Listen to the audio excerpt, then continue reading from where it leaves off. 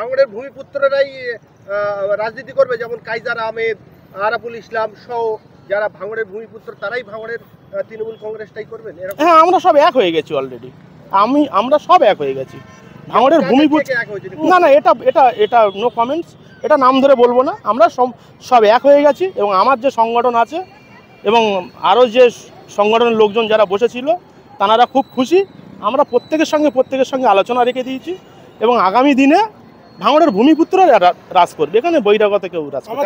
72 ঘন্টা সময় দিয়েছিল, তার মধ্যে 48 ঘন্টায় জাহাঙ্গীর খানকে দক্ষিণ 24 পরগনার দায়িত্ব দেওয়া হয়েছে। 72 ঘন্টায় কি ঘটতে পারে? না না, আমি 72 ঘন্টার টাইম বেঁধে দিয়েছিলাম যে 72 ঘন্টার ভিতরে কিছু একটা ঘটবে। তো আমাকে যখন আমি দেখলাম যে তিনি আমার পাশে দাঁড়ায়নি, আমি কিন্তু অলরেডি ছোটাছুটি শুরু করে দিয়েছিলাম যে আমার যে চ্যানেল আছে বা আমি এই তৃণমূল কংগ্রেসে যোগদান করার আগে আপনারা জানেন যে মাননীয় সৌমেন মিত্র মহাশয়ের স্ত্রী শিখা মিত্র তিনিও তৃণমূল দলটা করছে। রাজ্যের যিনি মানে যুব সভাপতি ছিল আজহার মল্লিক, তিনিও তৃণমূল দলটা করছে। তো আমি আমার বিভিন্ন অ্যাঙ্গেল মারফত আমি আপনার মানে যিনি এখন আমাদের গোটা দক্ষিণ 24 পরগনা জেলার সভাপতি হয়েছে মাননীয় জাহাঙ্গীর খান মহাশয়, আমি তাঁর কাছেও গিয়েছিলাম এবং আমার কিন্তু অলরেডি খবর ছিল আর আমি যতটুকু চেষ্টা করার আমি করেছিলাম এবং আমার কাছে সেই খবর ছিল যেখানে 72 ঘন্টার মতো কিছু একটা ঘটবে, সেটাই আমি মানুষের সামনে তুলে ধরেছিলাম। রফিকুল দা, আপনি আপনার পুরনো দল কংগ্রেস, সেই কংগ্রেসে থাকলে হয়তো এবারে কংগ্রেস সংযুক্ত মোর্চা জোট করবে না, সে জায়গায় আপনি হয়তো ভাঙড়ের বিধানসভায় কংগ্রেসের টিকিট পেতেন, কেন আপনি তৃণমূলে জয়েন করলেন বলুন? এটা তো অবভিয়াসলি মানে আমি যেদিনকে কংগ্রেস দলটা ছাড়ি, রিজাইন দিই, আমাদের পশ্চিমবঙ্গ প্রদেশ কংগ্রেস সভাপতি মাননীয় শুভঙ্কর সরকার মহাশয় তিনি একেবারে মানে একদম কেঁদে ফেলেছিলেন যে আজকের আমাদের একটা একনিষ্ঠ নেতা আজকের দল ছেড়ে আজকের অন্য দলে যাচ্ছে। দেখুন, এখানে আমাদের ভাঙড় বিধানসভায় এখানে কিন্তু সন্ত্রাস ছড়িয়ে গেছে।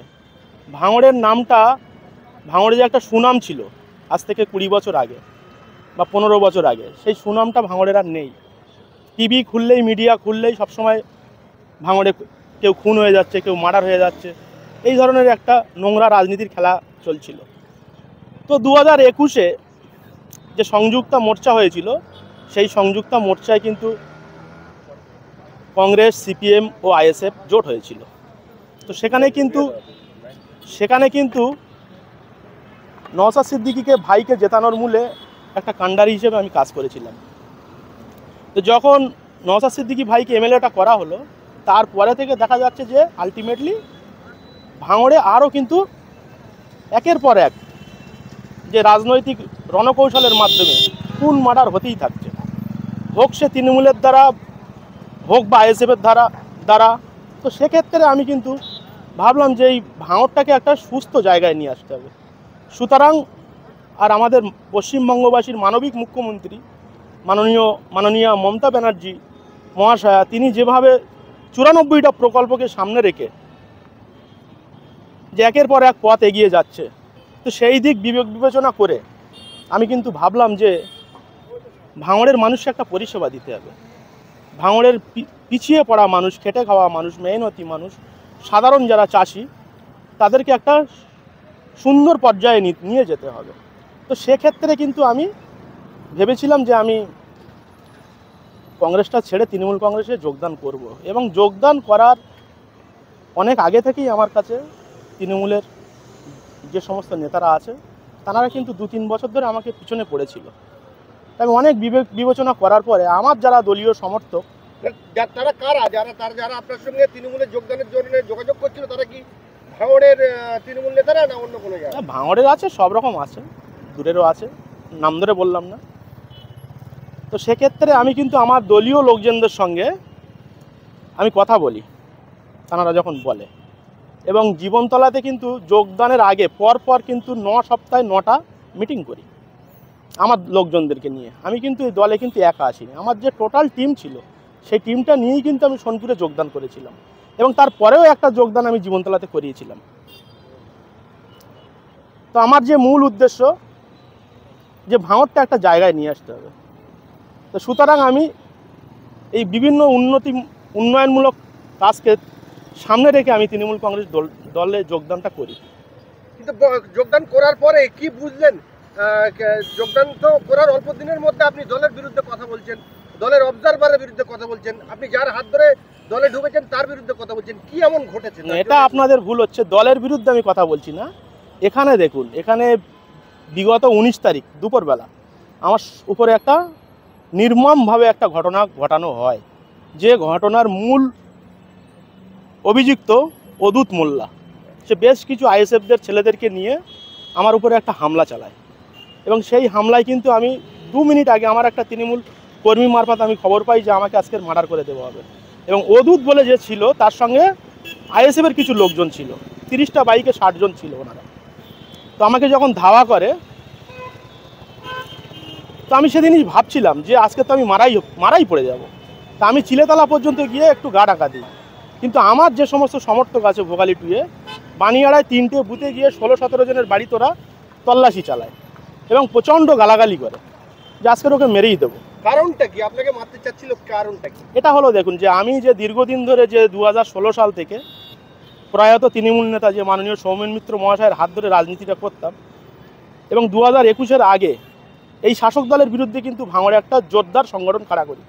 এবং যখন আমি কংগ্রেসটা ছেড়ে যখন আমার লোকজন নিয়ে আমি তৃণমূল কংগ্রেসে যোগদান করি, তখন কিন্তু আমার একটা যোগ্যতার বহিঃপ্রকাশ ঘটে। মানে আমি যে জনপ্রিয় সেটা ভাঙড়ের মানুষ বুঝিয়ে দেয়। প্রত্যেকটা মিটিংয়ে আমার সঙ্গে যেভাবে মানুষ নিয়ে আমি গিয়েছি পরপর মিছিলে বা মিটিংয়ে, তো সেটা কিন্তু যারা দুর্নীতিগ্রস্ত কিছু লিডার আছে, নেতা আছে, তাদের কিন্তু সহ্য হচ্ছিল না যে আজকের আমরা এতদিন ধরে দল করছি, আমাদের পিছনে লোক নেই, আর রফিকুল ইসলামের পিছনে এত লোক। তারা কিন্তু মানে আমার উপরে যে আমার যে জনপ্রিয়তা বাড়ছে, এই উদ্দেশ্য করে হয়তো তারা এই এত বড় একটা হ্যাঁ, এটাই। এই যে আপনি একটি ফেসবুক লাইভে এসে বলেছিলেন যে ভাঙড় চালাবে ভাঙড়ের ভূমিপুত্ররা, ক্যানিং পূর্বের বিধায়ক শওকত মোল্লার ভাঙড়ে রাজ করতে দেবো না। তারপরে আপনি 48 ঘন্টা শওকত মোল্লাকে সময় দিয়েছিলেন যে 48 ঘন্টা পরে ভাঙড়ে কিছু একটা নতুন চমক দেখবে ভাঙড়ের মানুষ। তারপরেই একেবারে দেখা গেল যে ভাঙড়ের দক্ষিণ 24 পরগনার দায়িত্ব পেলেন জাহাঙ্গীর খান। বিষয়টাকে নিয়ে কোন চোখে দেখছেন বলবেন? দেখুন, এই বিষয়টা হচ্ছে, এমএলএ শওকত মোল্লা মহাশয়ের সঙ্গে আমার কোনো শত্রুতা নেই, আজও শত্রুতা নেই। ওনার উপরে আমি একটাই কারণে বিক্ষুব্ধ হয়ে পড়েছিলাম, যে ঠিক যেভাবে রাজ্জাক খান মার্ডার হয়ে গিয়েছিল, স্বর্গীয় রাজ্জাক খান, আমার কি সেই পরিণতিটা ঘটতো না? তো 19 তারিখ যখন এই ঘটনাটা ঘটে, আমি কিন্তু এমএলএ শওকত মোল্লা মহাশয়কে ফোন করি যে দাদা, আমার সঙ্গে এই ঘটনাটা ঘটলো এবং অদূত ঘটালো, যেটা হলোটা কি? সেক্ষেত্রে কিন্তু আমাকে বললো যে অদূত তো এই ধরনের লোক না, ও তো এরকম কাজ করতেই পারে না। ওই একবার জাস্ট আমার সঙ্গে কথা হলো, তারপর না কোনো 2 দিন আমার সঙ্গে যোগাযোগ করেছে, না আমার সঙ্গে যোগাযোগ করার চেষ্টা করেছে। তখন কিন্তু আমি মুখ খুলতে বাধ্য হই যে আমি কি স্বর্গীয় রাজ্জাক খানের মতো ওই দিন মার্ডার হয়ে যেতাম? তাহলে যদি মার্ডার হয়ে যেতাম, তাহলে তৃণমূলের কিছু লোক ফাঁসানো হতো, আইএসএফের কিছু লোক ফাঁসানো হতো। তাহলে সেক্ষেত্রে তারাও স্বর্গীয় রাজ্জাক খানকে মার্ডার করে যেমন ছাড়া পেয়ে গেছে, তাহলে তারাও ছাড়া পেয়ে যেত। সেখানে আমার বউকে হয়তো একটা চাকরি ধরিয়ে দিয়ে সান্ত্বনা দিত। তাহলে আমি যখন মুখ খুলতে শুরু করেছি, তখন কিন্তু তিনি আমার বিরুদ্ধে বেশ কিছু অভিযোগ আনে। তো সেখানে আমি তখন ভাবলাম যে মানুষটাকে আজকের আমি যোগদান করার পরে, যে মানুষটা আজকের এত শক্তিশালী হয়ে উঠলো, আর আমার এই বিপদে আমি তাকে কাছে পেলাম না, বা সেই অদূত আজকের অ্যারেস্ট হলো না, এখানেই আমার প্রশ্ন থেকে যায়।